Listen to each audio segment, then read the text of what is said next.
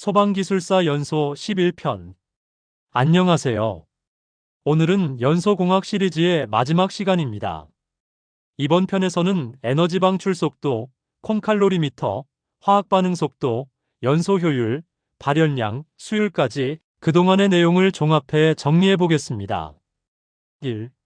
에너지 방출 속도와 순연료. 에너지 방출 속도, 즉 Q. 히트 릴리스 레이트, HRR은 화재 시 단위 시간당 방출되는 총 열에너지의 양을 말합니다. 이 값은 화재의 크기를 결정하는 가장 중요한 물리량입니다.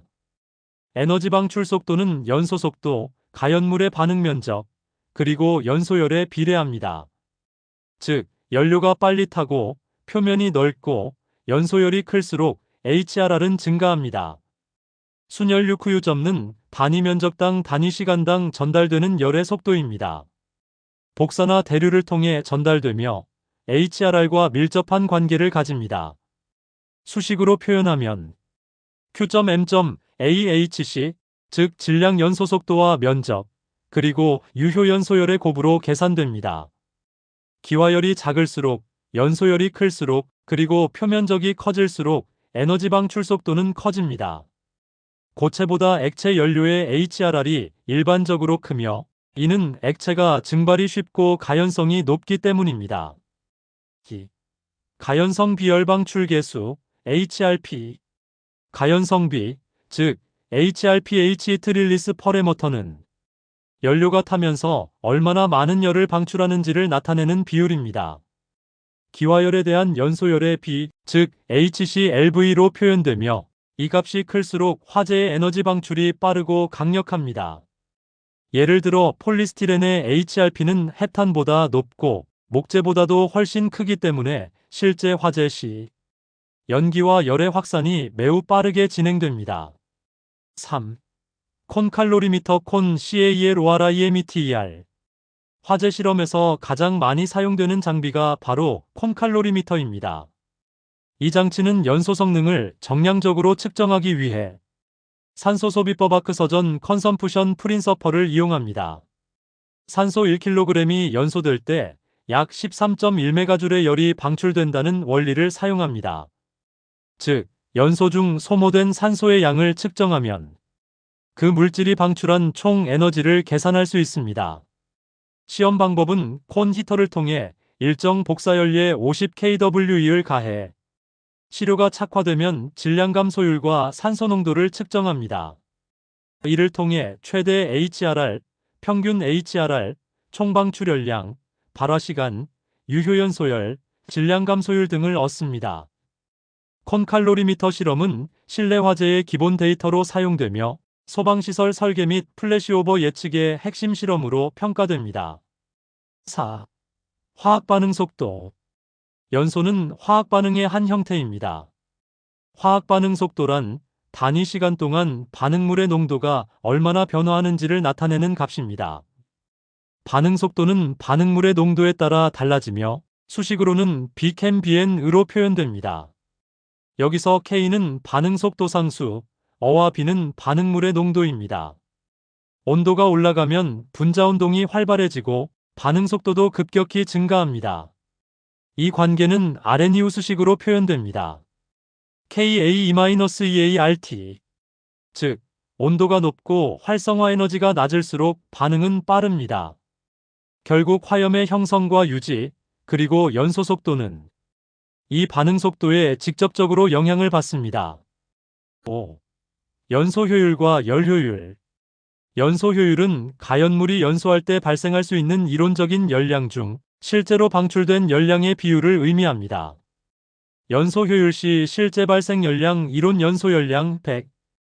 예를 들어 프로판의 이론 연소열이 4,500kcal/kg이고 실제 연소 시 3,500kcal/kg의 열이 방출되었다면 효율은 약 77.8%입니다. 한편 열효율 T은 기계나 보일러에서 실제 사용된 유효열량의 비율을 말합니다. 즉, 에너지 변환 장치의 성능을 의미합니다. 발전소의 경우 보일러에서 발생한 6,000kcal/kg의 열 중 3,000kW만 유효하게 이용된다면 연료율은 약 43%입니다. 6. 고위발 열량과 저위발 열량. 연료의 발열량은 두 가지로 나뉩니다. 고위발 열량 HHV과 저위발 열량 LHV입니다. 고위발 열량은 수증기의 응축열까지 포함한 총 발열량이고, 저위발 열량은 응축열을 제외한 실질적 발열량입니다. 즉, 연소 후 수증기를 응축시켜 얻는 열을 포함하면 고위발 열량, 응축되지 않은 상태의 열만 포함하면 저위발 열량입니다. 예를 들어 메탄의 고위발 열량은 55,528kJkg이며 물의 증발 잠열을 고려하면 저위발 열량은 약 54,443kJkg 됩니다. 이 저위발 열량은 소방에서 화재하중 계산 시 가장 많이 사용됩니다. 7. 수율 일드. 마지막으로 연소에서의 수율 일드입니다. 수율은 단위 질량의 연료가 연소하면서 얼마만큼의 생성물을 만들어내는가를 나타내는 비율입니다. 특히 CO의 수율은 연소의 완전성과 직결됩니다. 공기 공급이 부족하면 불완전 연소가 일어나 CO의 수율이 급격히 증가하게 됩니다. 당량비가 1보다 작을 때는 수율이 거의 일정하지만 1보다 커지면 CO 수율이 증가합니다. 즉, 연료가 과잉되면 산소가 부족해지고 일산화탄소가 다량 발생하게 됩니다. 목재보다 폴리스티렌과 같은 합성 수지는 불완전 연소 시 훨씬 더 많은 CO를 배출합니다. 이러한 이유로 플라스틱 화재는 유독가스 질식의 위험성이 높습니다. 마무리. 지금까지 연소공학의 전 과정을 함께했습니다. 연소 속도, 화염 확산, HRR, 에너지 방출, 화학 반응, 발열량, 수율까지. 이제 여러분은 연소공학의 큰 흐름을 완전히 이해하셨습니다. 불은 단순히 타는 현상이 아닙니다. 화학, 물리, 연력학이 함께 작용하는 과학적인 시스템입니다. 이를 이해하는 것이 바로 소방기술사의 시작이자 핵심입니다. 이상으로 소방기술사 연소 시리즈 1편부터 11편까지의 완결편을 마칩니다. 소방안전의 정석이었습니다. 시청해주셔서 감사합니다.